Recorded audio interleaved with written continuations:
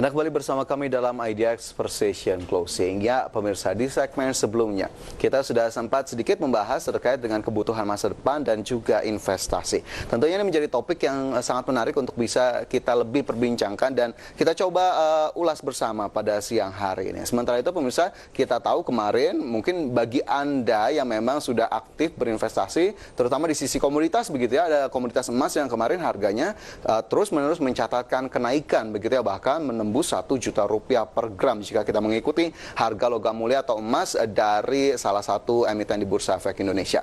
Sementara itu, investasi lainnya juga cukup lazim dilakukan oleh masyarakat, yakni melalui instrumen deposito, melalui perbankan begitu. Yang ini cukup mudah sekali, tinggal menaruh dana untuk jangka waktu tertentu dan ada imbal hasil yang dijanjikan atau diberikan. Tapi kali ini saya tidak akan berbicara banyak soal dua instrumen investasi itu, pemirsa. Kita bergeser ke instrumen investasi yang justru ada di pasar modal Indonesia. Bagi Anda yang memang sudah aktif berinvestasi mungkin sudah cukup mengenal apa itu pasar modal, dan mungkin bagi Anda yang juga ingin baru memulai atau baru melangkah untuk mengetahui pasar modal, ingin juga lebih tahu sedikit apa itu pasar modal dan bagaimana instrumen-instrumen investasi yang bisa dioptimalkan untuk kebutuhan masa depan. Sebelumnya saya akan ajak Anda ke informasi yang pertama terkait dengan pasar modal. Apa sebetulnya pasar modal? Kita coba cermati bersama. Dari informasi pertama berdasarkan Undang-Undang Nomor 8 Tahun 1995 tentang pasar modal. Di mana dalam undang-undang tersebut pasar modal disebutkan merupakan suatu kegiatan yang bersangkutan dengan penawaran umum dan perdagangan efek, kemudian juga perusahaan publik yang berkaitan dengan efek yang diterbitkan, serta lembaga dan profesi yang berkaitan dengan efek. Mungkin istilah ini masih cukup sulit untuk Anda cermati atau untuk kita cerna begitu ya, terutama bagi para investor pemula atau mungkin millennials yang baru saja mulai ingin bergerak ke pasar modal. Tapi secara lebih mudah, pasar modal ini merupakan tempat bertemunya antara pemilik modal dan pihak yang ingin mendapatkan modal, di mana modal yang didapat melalui pasar modal ini bisa digunakan untuk beberapa keperluan seperti modal kerja, kemudian juga ekspansi, serta kebutuhan-kebutuhan lainnya terkait dengan permodalan. Jadi bisa kita simpulkan secara mudah pasar modal ini bertemunya kedua pihak tadi begitu ya.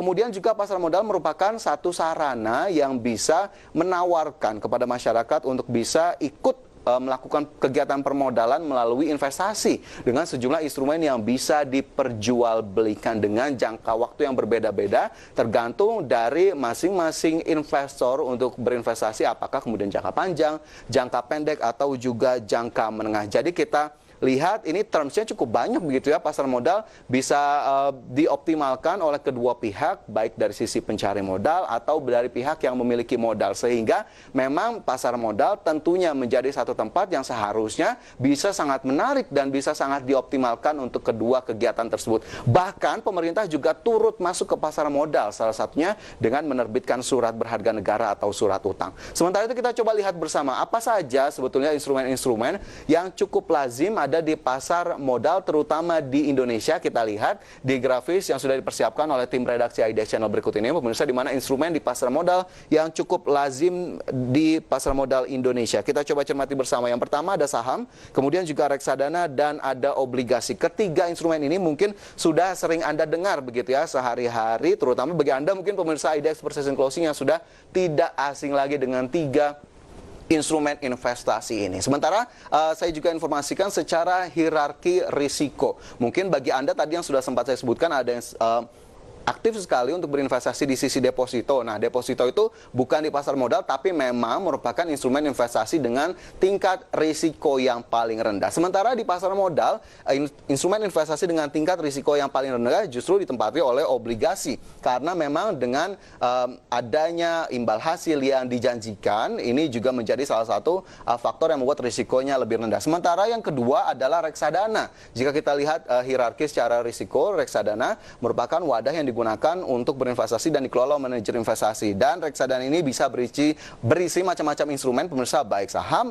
ataupun juga obligasi, sehingga ini berada di menengah dari sisi risiko. Sementara instrumen investasi di pasar modal dengan tingkat risiko yang paling tinggi justru ada di saham, karena kita tahu dengan volatilitas yang ada, kemudian juga pergerakan market yang bisa berubah dari waktu ke waktu, bahkan dalam satu hari saja ini bisa berubah arah, sehingga volatilitas dari saham ini sendiri yang membuat resiko cukup tinggi begitu ya bagi Anda investor, sehingga Anda sebetulnya harus memahami terlebih dahulu hierarki risiko dari ketiga instrumen investasi di pasar modal ini. Sementara itu tidak hanya 3 instrumen investasi ini pemirsa, di mana terutama di Bursa Efek Indonesia begitu ya, ada sejumlah instrumen lainnya yang juga turut diperdagangkan dan ditawarkan kepada para investor. Ada ETF yang merupakan turunan dari reksadana, kemudian juga ada produk-produk derivatif lainnya. Jika memang itu menjadi salah satu hal yang menarik untuk Anda, bisa juga Anda cermati lebih dalam, lebih lanjut. Tapi 3 instrumen ini merupakan 3 instrumen yang paling lazim di pasar modal. Sementara itu kita coba selami bersama satu-satu bagaimana kemudian saham, reksadana, dan obligasi, apa saja sebetulnya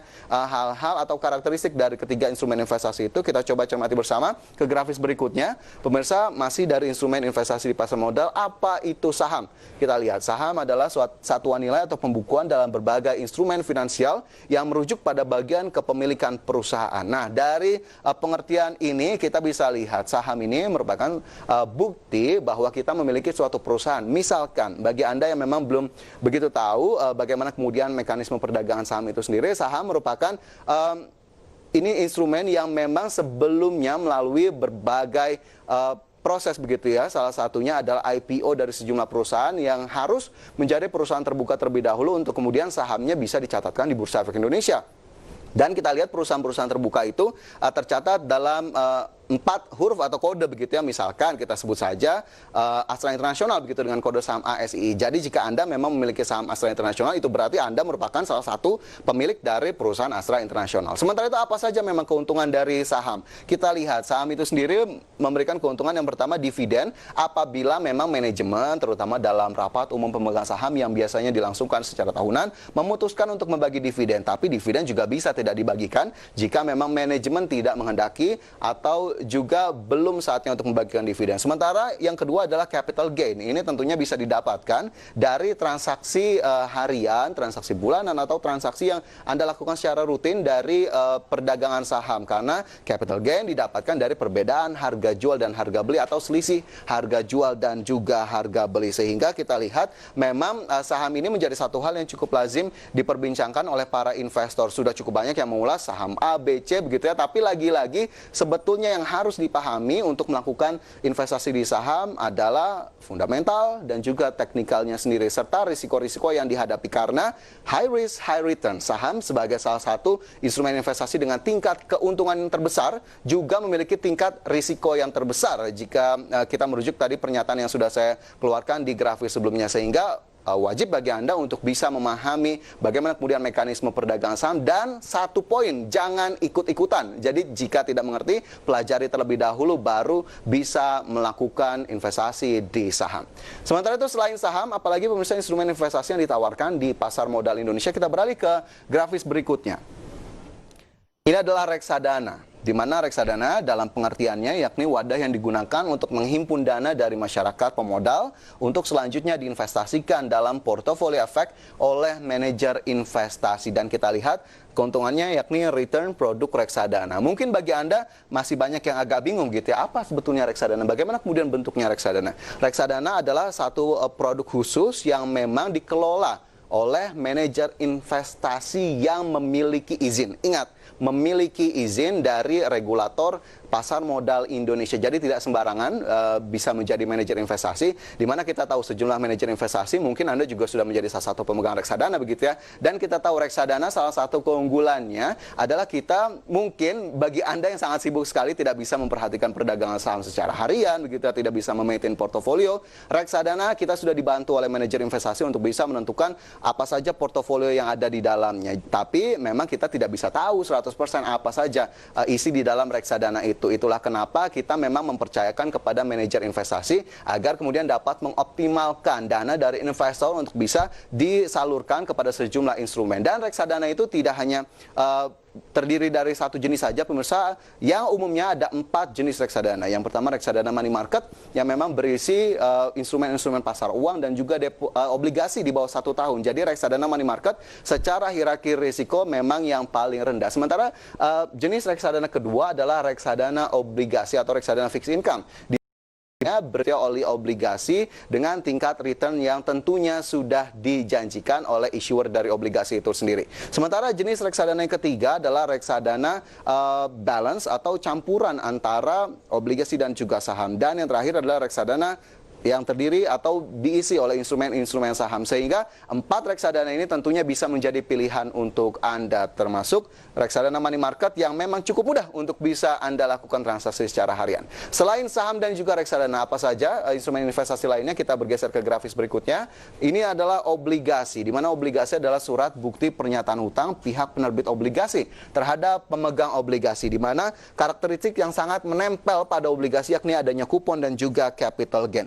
Dan kita tahu obligasi sendiri, mungkin Anda kemarin-kemarin sempat juga mendapatkan informasi ada obligasi yang ditawarkan oleh pemerintah begitu ya. Nah, itu merupakan salah satu bentuk surat hutang yang ditawarkan oleh pemerintah dengan tingkat imbal hasil yang sudah disepakati di sebelumnya. Ada ORI, kemudian juga ada SBN, dan bahkan bagi Anda yang memang lebih nyaman untuk berinvestasi di instrumen syariah, ada sukuk retail dengan tingkat imbal hasil yang juga bisa kita ketahui dari penawaran yang dilakukan oleh pemerintah. Nah, obligasi ini sendiri juga sangat terkait dengan yield, di mana yieldnya bisa berubah ini setiap hari meskipun memang kuponnya sudah diketahui sejak awal. Dan mungkin obligasi juga bisa menjadi pilihan untuk Anda, terutama untuk jangka panjang, karena memang cukup nyaman sekali untuk berinvestasi di obligasi, terutama obligasi yang ditawarkan oleh pemerintah dengan tingkat risiko yang cukup rendah. Kita bergeser ke informasi berikutnya, pemirsa, masih terkait dengan investasi di pasar modal Indonesia. Apa saja sebetulnya keuntungan-keuntungan investasi di pasar modal? Kita coba cermati bersama. Yang pertama yakni memperoleh capital gain melalui selisih harga jual dan juga harga beli. Kemudian juga bisa diprediksi keuntungannya, tapi memang tidak pasti. Hanya berupa prediksi, berupa perkiraan. Jika reksadana dilakukan oleh manajer investasi, jika saham kita bisa membaca hasil riset dari sejumlah perusahaan sekuritas dan mungkin juga lembaga riset, sehingga akhirnya kita bisa mengkalkulasi berapa besar sebetulnya keuntungannya dan juga kerugiannya. Kemudian memperoleh pendapatan pasif. Nah, ini juga menjadi salah satu hal yang cukup menarik. Jika tadi saya sebutkan salah satu reksadana dan juga obligasi, kita bisa mendapatkan passive income dengan hanya menaruh dana di instrumen tertentu, tentunya dengan sudah mempelajari karakteristik dan juga risiko serta historical performance dari instrumen tersebut. Sementara itu lebih liquid, ini juga menjadi salah satu hal yang cukup nyaman jika kita berinvestasi di saham, reksadana. Itu juga bisa kita lakukan penjualan sewaktu-waktu jika memang ada kebutuhan yang mendesak. Sementara itu diawasi oleh negara. Nah, ini juga menjadi satu hal yang cukup penting, diawasi oleh negara. Regulator pasar modal Indonesia begitu tegas, begitu keras terhadap mekanisme transaksi atau investasi di pasar modal Sing Indonesia, sehingga memang tidak bisa main-main. Kita tahu kemarin ada satu kasus begitu yang bahkan melibatkan salah satu perusahaan financial advisor begitu ya, yang akhirnya harus terjerat dalam kasus investasi. Nah, kita juga harus menjadi investor yang cukup pintar untuk bisa melihat bagaimana kemudian keuntungan yang ditawarkan, kerugian yang harus dihadapi, sehingga tidak melulu menginginkan keuntungan, tapi kita juga harus tahu risiko dan juga potensi kerugian yang ditanggung. Ya, semoga hal-hal ini juga bisa menjadi penambah atau pendorong Anda untuk bisa berinvestasi di pasar modal Indonesia, karena pasar modal Indonesia juga merupakan salah satu penopang perekonomian nasional. Ya, pemirsa, IDX Precision Closing akan segera kembali usai jeda. Tetaplah bersama kami.